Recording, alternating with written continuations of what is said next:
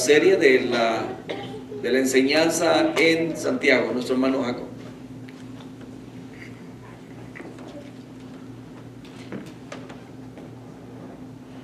Que el Señor les bendiga, mis hermanos. Amén. Como que nos estamos enfermando, ¿verdad? Muchos de nosotros. Pero Dios tiene cuidado de nosotros. Amén. Amén. Voy a tardarme un poquito, una media hora, 25 minutos. Hace 8 días nos quedamos en libro de Santiago y solamente vimos 2 versículos de los que habíamos leído. Pero esta noche vamos a terminar, hermanos. Voy a pedir que se pongan de pie y pues busquemos una vez más el libro de Santiago en su capítulo 1 y vamos a leer solamente los 6 versículos, del 12 al 18. Cuando lo tengan, mis hermanos, pues me bendiga con un amén y así estaremos dando lectura. Amén. Amén. Amén. Ya, listos.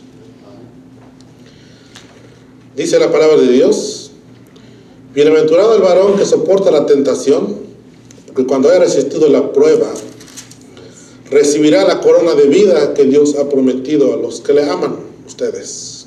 Cuando alguno es tentado, no diga que es tentado de parte de Dios, porque Dios no puede ser tentado por mal, ni él tienta a nadie.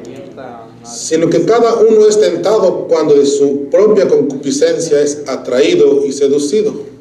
Entonces, la concupiscencia, después que ha concebido, da a luz el pecado, y el pecado, siendo consumado, da a luz la muerte. Amados hermanos míos, no erréis. Toda buena dádiva y todo don perfecto desciende de lo alto, del Padre de las luces, en el cual no hay mudanza ni sombra de variación. Todos, Él de su voluntad nos hizo nacer por la palabra de verdad, para que seamos primicias de sus criaturas.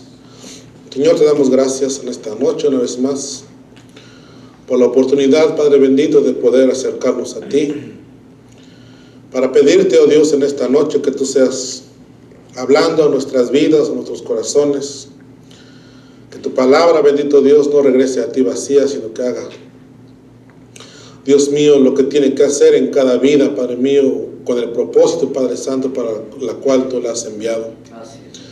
Te pedimos, bendito Dios, que nuestros corazones estén receptivos a tu palabra, bendito Dios, que esté, Dios mío, listo, bendito Dios, así como la tierra que está fértil, Padre Santo, para que caiga la semilla, que nuestros corazones, Dios mío, de la misma manera estén listos, bendito Dios, para que esta semilla pueda ser depositada en el corazón y pueda llevar fruto, Padre Santo, al 100 por 1, frutos para vida eterna. Te damos toda la gloria, te damos toda la honra en el nombre de Jesús. Amén. Amén. Pueden ocupar sus lugares. ¿Quién se acuerda del título de la enseñanza? ¿Alguien? Estaba pensando en el título del mensaje o de la enseñanza entre la semana, y yo pensaba, pues, a lo mejor que el título que le puse está como medio fuerte, ¿no? Culpable yo. Y era una pregunta. ¿Soy culpable yo? Sí, tú. Y hace 8 días llegamos y dijimos que Santiago ni siquiera mencionó al diablo o a Satanás por las cosas que nosotros pasamos, o por nuestras decisiones que nosotros hacemos cada día de nuestra vida. Porque dijo él, Santiago, dice, sino que cada uno es tentado cuando de su propia concupiscencia, dice, es atraído y seducido. Hace 8 días, no sé si me entendieron acerca de las personas que habían demandado a Dios o no. Sí me entendieron. Ya no vamos a repetir. Dice que Santiago ni siquiera mencionó al diablo como culpable de la tentación o de nuestros deseos. Y Jesús, hablando en Mateo 15, 18 al 20, dice: pero lo que sale de la boca del corazón sale, y esto contamina al hombre. Dice: las fornicaciones, los hurtos, los falsos testimonios, las blasfemias. Estas cosas son las que contaminan al hombre, pero el comer con las manos sin lavar no contamina al hombre. Hemos pasado por momentos difíciles quizás en nuestra vida cristiana, y alguna vez, no sé si muy lejano o recientemente, alguien nos ha criticado de una forma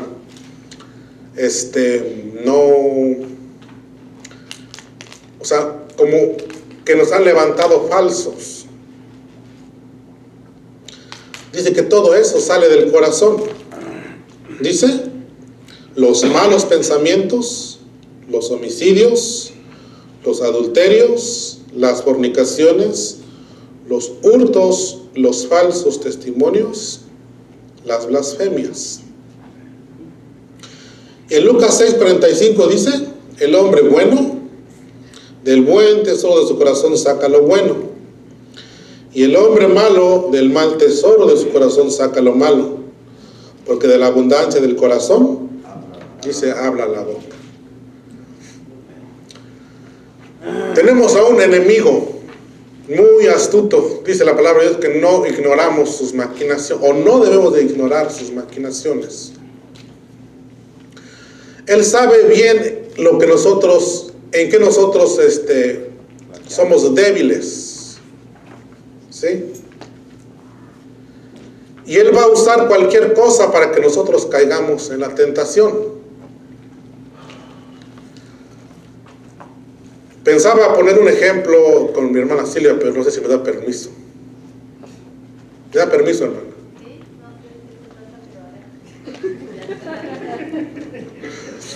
Yo sé que a ustedes les gusta la Pepsi. Entonces, voy a usar también de ejemplo a mi esposa, que a ella no le gusta la soda. No le gusta, pues. Entonces, para la hermana Silvia es mucho más difícil decir que no a tomarse una Pepsi que mi esposa. Dice aquí que cada uno, dice, cuando cada uno de su propia concupiscencia, o sea que cada cual de nosotros tenemos debilidades, y el enemigo va a usar esas debilidades que tenemos para hacernos caer. Cuando nosotros, por ejemplo, ya hablamos de la soda o de la Pepsi, si algún día nos llegáramos a enfermar por eso, ¿usted tendría el derecho de demandar a la compañía o no? ¿Verdad que no? Porque nosotros lo decidimos. Eso es lo mismo que pasa en el mundo espiritual. El enemigo nos puede poner las tentaciones delante de nosotros, pero el culpable para que nosotros, el culpable es uno mismo, si va a caer o no. Entonces, dice Santiago 4, 1 y 2, ¿de dónde vienen las guerras y los pleitos entre vosotros? Dice, ¿no son de vuestras concupiscencias las cuales combaten en vuestros miembros? ¿Qué es concupiscencia entonces?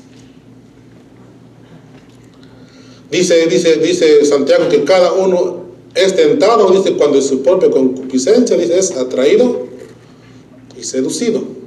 Concupiscencia quiere decir anhelo exagerado de satisfacer deseos terrenales. Eso es cómo es que lo define en el diccionario.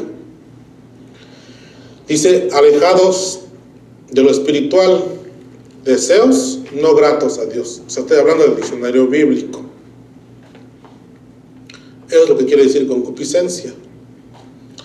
La palabra concupiscencia en esta porción hace referencia a esa pasión por lo prohibido que mora dentro del corazón.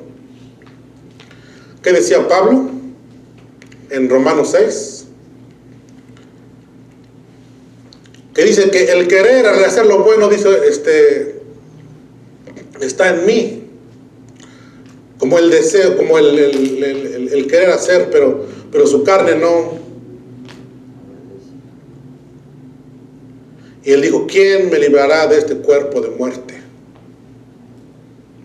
¿Por qué? Porque tenemos deseos malos, deseos pecaminosos.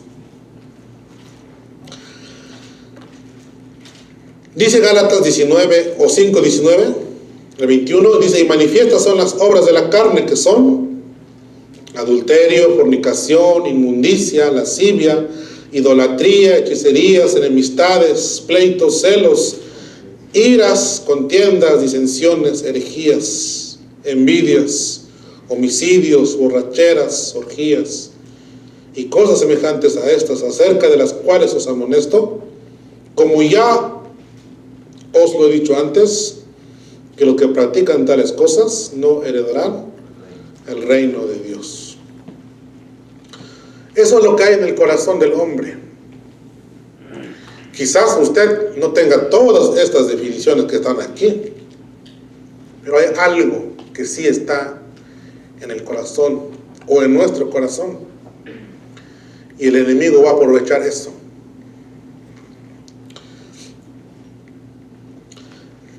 Entonces, Jeremías 17:9 dice, engañoso es el corazón más que todas las cosas, dice, y perverso, ¿quién lo conocerá? La otra vez estábamos hablando, cuando fuimos allá con la reunión, creo que fue en el seminario, y decíamos que ni siquiera nosotros sabemos hasta dónde podemos llegar haciendo la maldad, porque dice Jeremías que el corazón es engañoso, dice, y es perverso. El salmista David decía que le pedía a Dios que los librara de los pecados que les son ocultos, que ni siquiera te das cuenta de lo que hay en el corazón. Entonces, para entender mejor lo que estamos hablando, vamos a ver dos ejemplos solamente para terminar temprano. Dos ejemplos: Adán o Eva y Adán, o al revés, Adán y Eva, y David. Dice que Satanás tentó a Eva por el gusto y por la codicia. ¿Sabían que el comer también demasiado es pecado?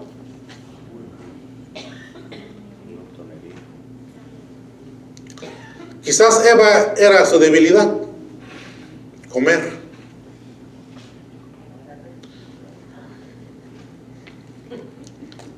Y David dice que lo tentó por la avaricia, la lascivia.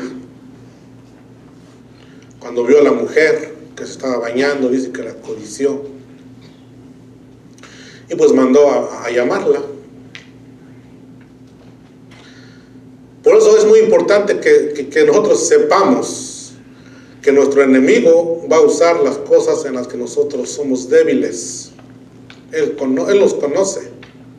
Y no es que conozca nuestro corazón, sino Él nos conoce por lo que nosotros hablamos o decimos o actuamos. Entonces Él se da cuenta, pues esta persona es débil en este aspecto. Entonces dice que Eva fue tentado por el gusto y la codicia. Génesis 3:6 dice, y vio la mujer que el árbol, dice, era bueno para comer. ¿Qué es lo que vio ella? Como deseos de comer. que era muy bueno para comer. Dice, y que era agradable a los ojos, y árbol codiciable, dice, para alcanzar la sabiduría. Y tomó ella de su fruto y comió, y dio también a su marido, el cual comió así como ella. ¿Por qué es que usted hace rato la comparación de mi hermana Silvia y mi esposa? Porque el enemigo nos va a poner algo que nos gusta para que caigamos. Aquí en el 14 dice que, sino que cada uno es tentado, dice, cuando de su propia concupiscencia es atraído y seducido. Muchos hablan acerca de esto como cuando un pescador va a pescar y dice que depende de qué pez quiere agarrar, es la carnada que usa. Yo recuerdo que cuando era niño me iba allá a los manantiales y allá habían peces. Pues eran peces pequeños, no muy grandes, entonces nosotros usamos un anzuelo chiquito, pero le poníamos una lombriz. Y yo veía cómo estos peces se acercaban poco a poco, no llegaban de momento así, agarraban. Pero cuando mordían el anzuelo, lo mordían con fuerza. Entonces, pues se quedaba ahí, atrapado. O sea, no, ellos como que el pez quería agarrar la presa y como huir rápido. Por eso es que llegaba y lo agarraba con fuerza y quería retroceder, pero pues ya no podía. Eso es lo que usó aquí Santiago.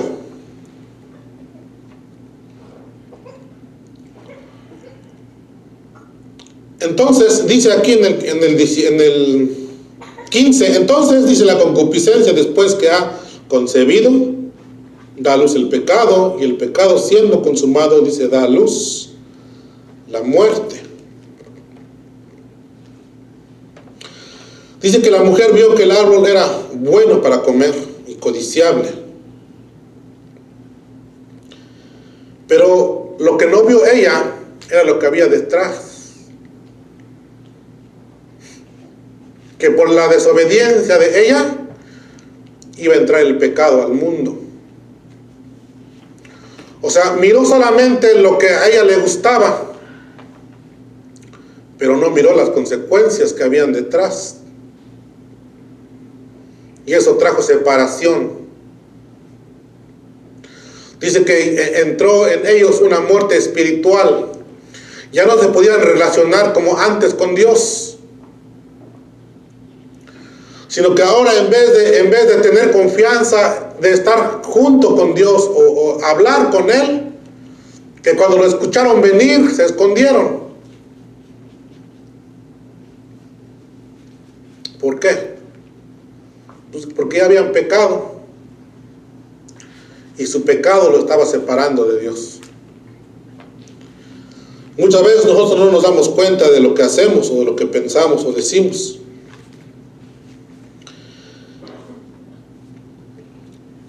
Y poco a poco nos damos cuenta de que nos vamos enfriando y ya no queremos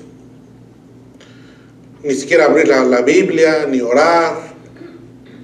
¿Por qué? Porque decía David, mi pecado, dice, está siempre delante de mí. El pecado siempre está ahí acusándote y diciéndote que ya fallaste. Dice que el pecado, después de que la concupiscencia ha logrado atraerte y seducirte, dice que da a luz el pecado cuando es consumado, cuando ya lo haces, y después de ahí dice que da a luz la muerte. David también miró, dice que él debía de estar en la guerra peleando con sus soldados, Él era un hombre de guerra, un hombre fuerte y valiente, pero se quedó en casa. Dice que él, estando en casa, se levantó de su cámara y caminó al terrado de su casa o del palacio. Dice que vio a una mujer que se estaba bañando. Y la Biblia lo describe como una mujer muy hermosa. Y David preguntó y dijo, ¿quién es esta mujer? Y le dijeron que era la esposa de Urías, su soldado. Entonces nosotros pensaríamos que al enterarse de eso, David ya no hubiera pues llamado a la mujer. Sin embargo, él mandó a llamarla. Y dice en el 2 Samuel 14, 2 Samuel 11, 4, dice, y envió David mensajeros, y la tomó, y vino a él, y él durmió con ella. Luego ella se purificó de su inmundicia, y se volvió a su casa. David vio a la mujer hermosa, pero no vio la trampa que había detrás de ella. Por lo tanto, no vio las consecuencias de su pecado. No vio la muerte de su hijo, porque su hijo murió. Ni siquiera consideraba matar a su esposo, Urías, de la mujer. Y luego hubo una cadena de sucesos después de ese pecado. Dice que a su hija Tamar la abusaron de ella, abusó su propio hermano de ella, Absalón.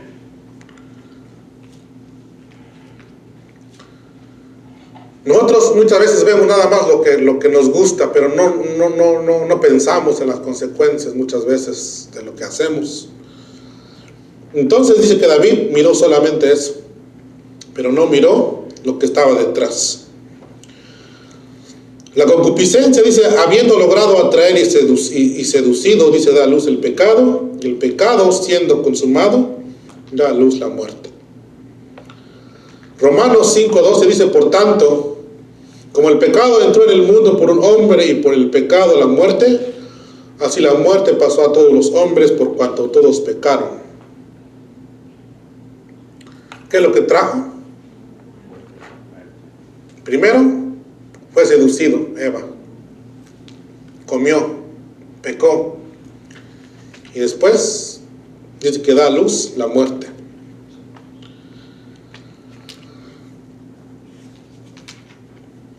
Entonces, dijimos que ellos quedaron separados de Dios. Pero muchas veces lo que nosotros cometemos, nuestros actos, puede causar no solamente la muerte física, sino a veces muerte a nuestra relación con nuestro cónyuge, por una infidelidad o por cualquier cosa. Si muerte a nuestra paz, a nuestro gozo, muerte espiritual, nos separamos de Dios. Romanos 3, 10 al 12 dice, como está escrito, dice, no hay justo ni aun uno. No hay quien entienda, dice, no hay quien busque a Dios. Todos se desviaron, a unas se hicieron inútiles. No hay quien haga lo bueno, no hay ni siquiera uno. Entonces, después de que Santiago nos dice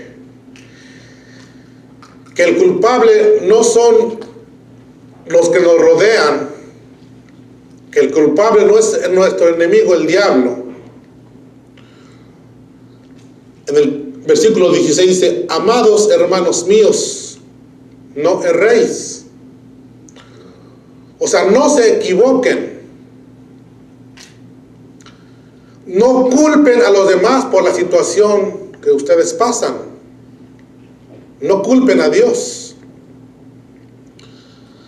Santiago nos está diciendo aquí, no pienses que de alguna manera podrás evitar las consecuencias del pecado culpando a otros o a Dios mismo. No pensemos de esa manera, que podemos evitar las consecuencias de nuestro pecado culpando a los demás, porque nosotros somos los verdaderos culpables. Entonces dijo, no debemos de culpar a Dios ni a los demás, sino que Él le dice en el 17 y 18, dice, toda buena dádiva y todo don perfecto desciende de lo alto, del Padre de las luces, en el cual dice no hay mudanza ni sombra de variación. Él de su voluntad nos hizo nacer por la palabra de verdad, para que seamos primicias de sus criaturas. ¿Qué son las dádivas que descienden de lo alto entonces? Si dijimos que Dios no nos tienta, ni tienta a nadie, y que no es culpable de nuestros fracasos, de nuestros errores, de lo que cometemos nosotros, que la tentación no viene de Dios. Él dice toda dádiva, completo. Dice todo don perfecto desciende de lo alto. Lo que viene o lo que desciende de Dios, todo es bueno y todo es perfecto. Juan 6, 50 y 51 dice, este es el pan que desciende del cielo, para que el que de él coma no muera. Yo soy el pan que vino, que descendió del cielo. Si alguno comiera de este pan, vivirá para siempre, y el pan que yo daré es mi carne, la cual yo daré por la vida del mundo. Entonces, ¿qué es lo que viene de Dios? Dice que aquí dice que es el pan de vida. Dice, la cual dice yo daré por la vida del mundo. Eso es lo que viene de Dios. ¿Qué es la otra dádiva que viene de Dios? La vida eterna. Romanos 6, 23. Porque la paga del pecado es muerte, dice, más la dádiva de Dios es vida eterna en Cristo Jesús. O sea, todo lo que viene de Dios es bueno. Nada de lo que venga de Dios es malo. Todo es bueno. No podemos culpar entonces a Dios por lo que nos pasa. ¿Qué vamos a hacer entonces cuando las evidencias nos dicen a nosotros que somos culpables?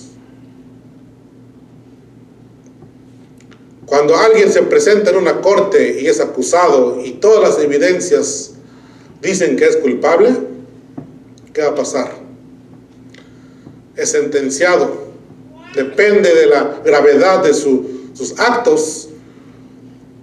Es el tiempo que va a estar en la cárcel o aún la muerte.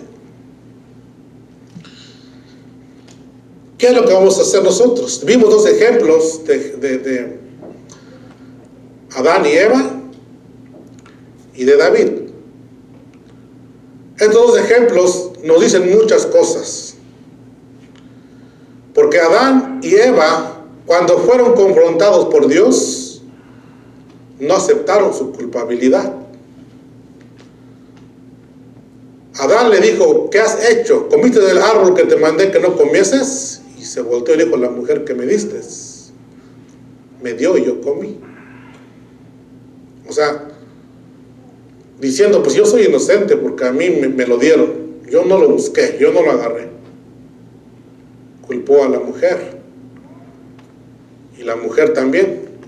Le preguntó Dios. Dijo, la serpiente me engañó.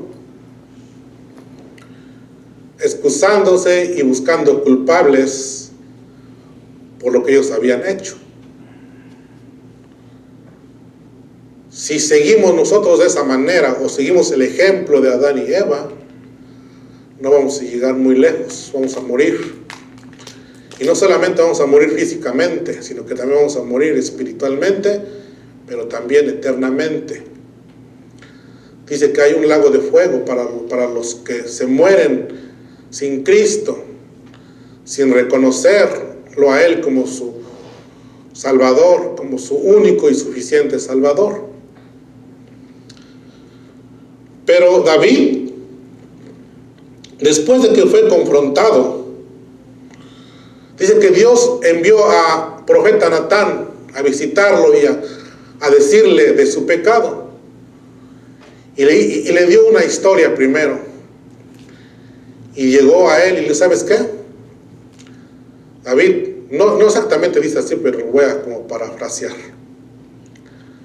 Dice que había un hombre rico y un hombre pobre. Dice que el hombre rico, dice que recibió un visitante a su casa. Pero este hombre rico, dice que no quiso matar ni uno de sus animales, sus corderos que él tenía, sino que fue, dice, y le quitó al pobre el único cordero que tenía y lo sacrificó para darle a su invitado. Y entonces dijo el profeta Natán a David: ¿qué piensas tú, rey, que se le debería de hacer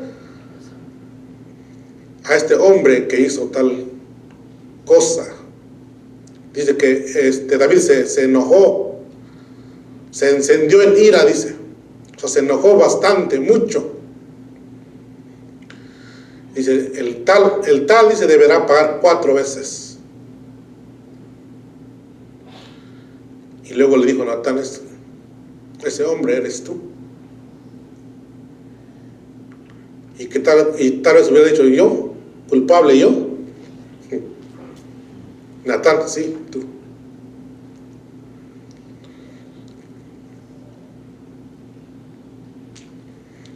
Para terminar más rápido, 2 de Samuel 12:13. Entonces dijo David a Natán: pequé contra Jehová. O sea, no buscó excusas, no buscó a quién acusar o a quién señalar. Tal vez él pudiera haber dicho: no, pues es que yo salí, yo no tuve la culpa de que ella estaba afuera bañándose, ¿verdad? Hubiera culpado a Betsabé porque se estaba bañando. No buscó culpables, aceptó su falta, su pecado. Entonces David dijo a Natán: pequé contra Jehová. Y Natán dijo a David también: Jehová ha remitido tu pecado, dice, y no morirás. El Señor remitió el pecado a David tan pronto como lo había confesado. Dice que nosotros, si confesamos nuestros pecados, Él es fiel y justo para perdonar nuestros pecados, dice, y limpiarnos toda maldad. 1 de Juan 1:9 y 2 de Juan 2:1. Dice: hijitos míos, estas cosas os escribo para que no pequéis. Y si alguno hubiere pecado, dice, abogado tenemos para con el Padre, a Jesucristo el justo. Y Él es la propiciación por nuestros pecados, y no solamente por los nuestros, sino también de todo el mundo. Entonces, vale la pena confesar nuestros pecados delante de Dios, y no excusarnos y no buscar culpables. La confesión de su pecado de David le costó no morir, porque la ley decía que cualquiera que lo encontrara en adulterio, en Levítico, en Deuteronomio, dice que era muerto irremisiblemente. O sea, no había opción. Sin embargo, él confesó su pecado y alcanzó misericordia. Ezequiel 32:11 dice: diles, vivo yo, dice Jehová el Señor, que no quiero la muerte del impío, sino que se vuelva el impío de su camino y que viva. Volveos, dice, volveos de vuestros malos caminos. ¿Por qué moriréis, oh casa de Israel? Si nosotros tenemos pecado, tenemos la oportunidad de volver a Dios. Esta pregunta dice: ¿por qué moriréis? O sea, ¿por qué vas a morir si no hay algo que te pueda salvar de la muerte? O sea, no es que ya todo está perdido. Mientras vivimos hay esperanza. O sea, ¿por qué vamos a morir en el pecado? Si podemos humillarnos delante de Dios y pedirle perdón. Proverbios 28:13 dice: el que encubre sus pecados, dice, no prosperará, mas el que los confiesa y se aparta, dice, alcanzará misericordia.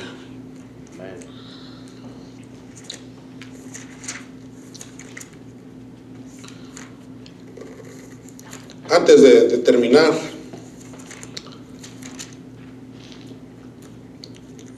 yo creo que todos aquí no sabemos la historia, o digo la parábola del hijo pródigo, que dice que pidió todo a su padre, todo lo que tenía, o sea, todo lo que le pertenecía a él, y se fue, y dice que lo malgastó, pidió perdidamente. Pero cuando hubo malgastado todo lo que tenía, dice que como que entró en razón y dijo, no, pues es que en la casa de mi padre, dice, hay abundancia de comida y aquí yo perezco de hambre, porque había llegado lo más bajo que alguien podría haber llegado. Porque un judío no tenía o no debía alimentar a los cerdos, y esto es lo que estaba haciendo este hombre. ¿Y qué dijo él? No buscó culpables, no culpó a sus amigos que andaban con ellos. Dice que pensó y dijo, me voy a regresar a la casa de mi padre y le voy a decir, he pecado contra el cielo, y dice, y contra ti, y no merezco ser llamado tu hijo. El poder de la confesión del pecado. ¿Qué hizo su padre? Dice que lo vio cuando venía lejos, quizás ya lo podía ver o no sé, tratando de reconocer a su hijo, hasta que llegó donde él estaba. Fue que lo reconoció y le dijo lo que él había pensado.